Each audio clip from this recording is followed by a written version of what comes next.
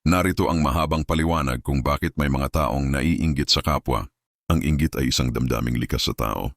Karaniwan itong nararamdaman kapag ikinukumpara ng isang tao ang sarili niya sa iba at nakikita niyang mas may tagumpay, mas may ari-arian o mas pinapaboran ang kapwa.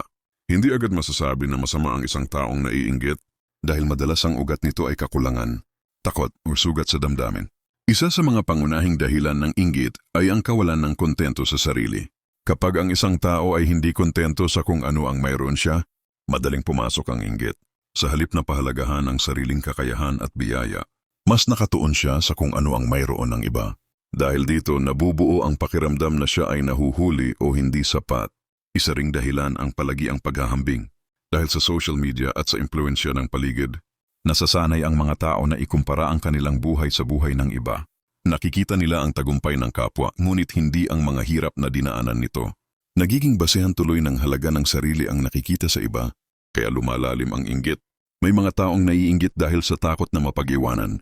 Natatakot silang mawalan ng respeto, pagmamahal, o pansin kapag may mas umangat sa kanila. Sa halip na magsikap, ang iba ay hinahayaan ng inggit na mauwi sa galit, paninira o masamang pag-iisip laban sa kapwa. Minsan naman, ang inggit ay nagmumula sa kakulangan ng pagmamahal at pagkilala sa sarili. Kapag ang isang tao ay hindi nakaranas ng sapat na suporta o papuri, naghahanap siya ng paghahambing upang patunayan ang sarili. Kapag may ibang napapansin o napupuri, nakakaramdam siya ng inggit dahil pakiramdam niya ay hindi siya sapat. Gayunpaman, mahalagang tandaan na ang inggit ay maaaring maging paalala. Ipinapakita nito kung ano ang hinahangad ng puso ng tao. Kapag ginamit ng tama, maaari itong maging inspirasyon upang magsikap at magbago.